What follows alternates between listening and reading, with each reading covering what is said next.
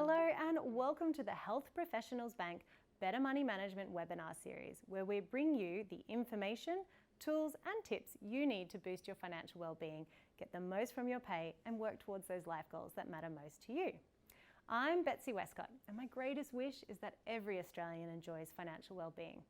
It's my belief that the better skills and knowledge that we have around money, the better choices we can make to live a happy, independent, prosperous life. That's why I've dedicated my career to helping people understand and make the most out of their money. I'm a financial wellness coach with qualifications in financial advice, home lending and money coaching. And today we are going to take a deep dive into credit and looking at why being credit healthy is so important to our overall financial well-being. I'll be sharing lots of helpful information and tips throughout the webinar, so you might like to grab a pen, paper or the Notes app in your mobile phone and keep that handy too. But before we start, I'd like to acknowledge the traditional custodians of country throughout Australia and their connections to land, sea and community. We pay our respects to their elders past and present and extend that respect to all Aboriginal and Torres Strait Islander peoples today. And an important reminder for listeners that this webinar is for education and entertainment purposes. It's not financial advice and doesn't take into account your objectives, financial situation or needs. You should consider if the information in this webinar is appropriate for you and contact a professional financial advisor if you're seeking financial advice. So, what are we going to be covering in today's episode? Well, why being credit healthy is important, credit scores and credit reports, the reasons we might borrow and use credit, and the golden rules for getting and keeping your credit score in good shape. Having a healthy relationship with credit is all about using the right type of credit for the right purpose or goal. It's about not borrowing beyond your capacity to repay.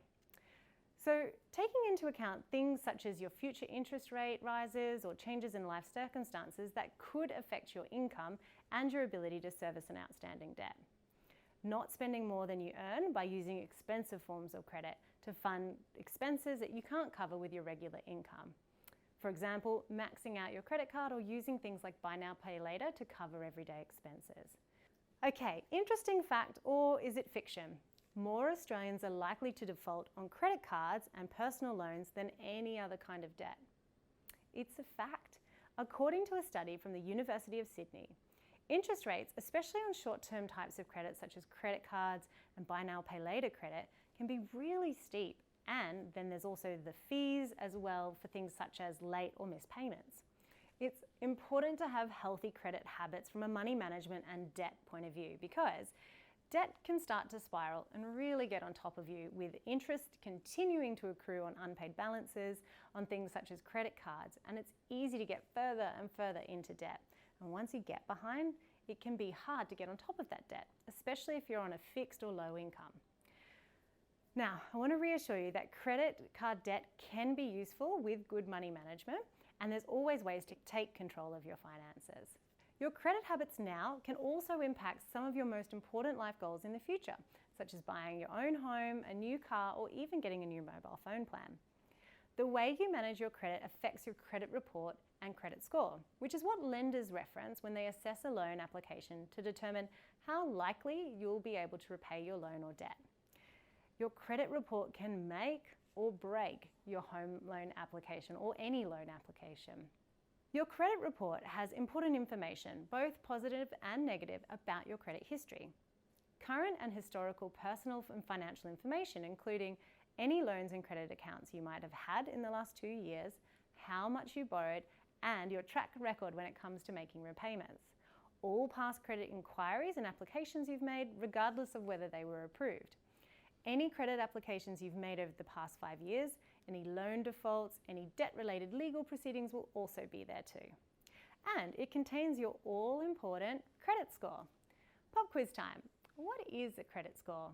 Is it how much store credit you have? Is it a numerical summary of your credit history? Or is it how many movies you've starred in?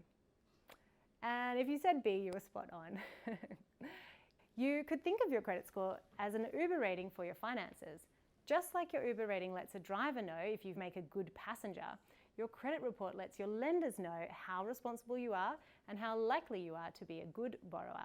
Every Aussie adult has a credit score.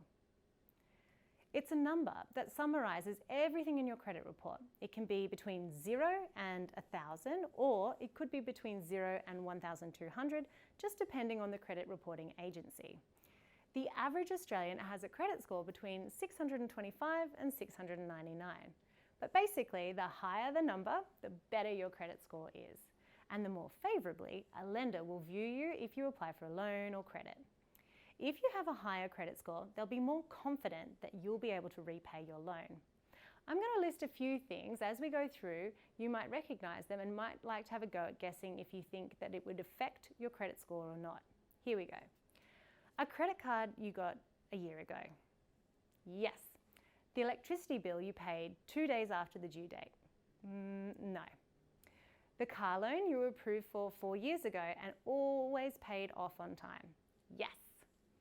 That time you forgot to pay off your credit card for 3 months. Yes, that will affect your credit score. Your personal details will be in your credit report too. So your name and address, the details you usually use to prove who you are. Not your income, savings or assets, just your credit history. By law, only certain kinds of organisations can access your credit history, and how they handle your information is also stated in legislation. Okay, here's the question. How many Australians would you guess have never checked their credit report?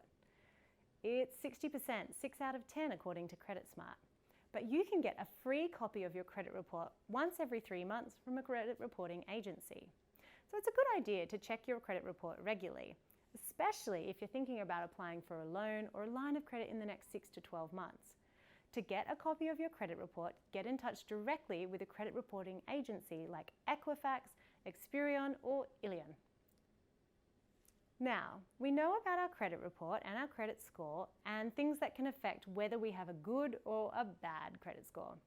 Let's look at why we borrow in the first place and how we can use credit. As a rule, credit itself is not necessarily good or bad. If managed properly, credit and loans can be really useful financial tools. So let's look at reasons why people get into financial difficulty. Namely, borrowing for the wrong reason, borrowing too much or borrowing beyond their means to repay, or using the wrong type of credit or loan for their needs. So some of the reasons why we might borrow or use credit include to buy things you need or want now rather than save the money to buy them later. You might use credit to invest and grow your wealth, for example, borrowing to buy a home or an investment property. And then finally, you might use credit to help with cash flow timing, for example, when bills are due now but payday is still a week away. Now, for nurses and midwives, especially if you're working shifts or on a casual basis, managing cash flow can be tricky if your income varies week to week. Using a credit card as a stopgap between bill due dates and your next pay packet can be a useful tool. What you don't want to do is fall into that trap of using credit to supplement your income by funding expenses that your regular pay doesn't cover. That's where it's a good idea to take a look at your budget, and look at our budgeting webinar is a great place to start if you haven't already watched that one. There are many different types of loans, which you can learn more about on the Money Smart website. We can group these by expected term length, for example, short-term, medium-term and long-term loan types. An example of a short-term loan might be credit cards, buy now, pay later, whilst a medium-term loan is a personal loan or vehicle finance, and then a long-term loan might be mortgages or investment loans. The golden rule when it comes to credits and borrowing money is to match the life of the loan to the life of the asset. So, smaller items or bills where you're using credit for cash flow purposes or purchases that you can pay off quickly should be matched with short-term loans such as credit cards. For medium-term loans, a medium-term loan such as a personal loan is a great thing to use for purchasing a car or consolidating debt that you can pay off over a number of years. When it comes to buying a home, that's long-term, so a long-term loan such as a home loan will be appropriate. But you still need to be careful about how much you borrow and how you use and manage your credit. The shorter the credit or loan term, the higher the interest rate is likely to be. So that's why you only want to use those on short-term loans or lines of credit for cash flow purposes, and ideally you pay down the balance within the interest-free period, which is usually about 55 days. It also helps to be aware of other credit and loan costs, such as setup or establishment fees, any ongoing fees or charges, potential exit fees, or penalty fees if you make a late or a missed payment. Okay, so what are the top tips for getting and staying credit healthy? Well, only borrow what you need and can afford to repay, allowing for the possibility of future rate rises or changes in life circumstances. If you have any high interest debt, consider consolidating that debt, like what you owe on credit cards, into a lower interest rate loan, such as a personal loan, to save on interest and get out of debt sooner. And then pay down debt as soon as possible and reduce credit card limits. For credit cards and other short-term credit, make sure you pay your balance within the interest-free period. Even just set reminders in your calendar so you don't miss it. Or look for a low interest rate credit card if you don't pay your credit card balance off each month. Be sure to be wary of hidden fees and charges and high interest, which often accompany credit cards with rewards programs like frequent flyer points. Set up auto payments for bills and SMS reminders to make sure you never miss a payment, and have your bills come out of a separate account that's just for bills. Members can do that really quickly and easily using internet banking. Make your loan repayments on time and make arrangements with a lender if you think you might be late on a repayment.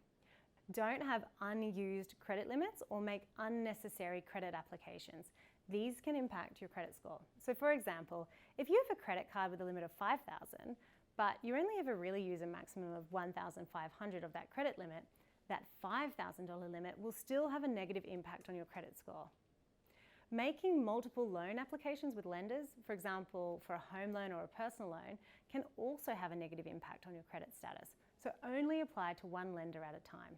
Okay, here's some specific tips for keeping your credit report and credit score in good shape. Check your credit score and report regularly. Check that there aren't any credit applications and other things you didn't know about. For example, negative listings, multiple credit inquiries, multiple credit cards with high limits, or any unmade payments. Check all the information in the report to confirm it's accurate, and report any inaccuracies to the relative credit provider for correction. Okay, so hopefully what you're taking away from this episode are some key tips, like make sure that you use credit appropriately, only borrow what you can afford to repay, and make sure you regularly check your credit score to see that it's healthy and accurate. And that's it for today's webinar. Thank you for following along. I hope you're feeling a little more confident and informed about what it means to be credit healthy. And that brings us to the end of our Better Money Management webinar series. If you haven't already, make sure you catch our first and second webinars on budgeting and saving for more money management tips to help you boost your financial well-being.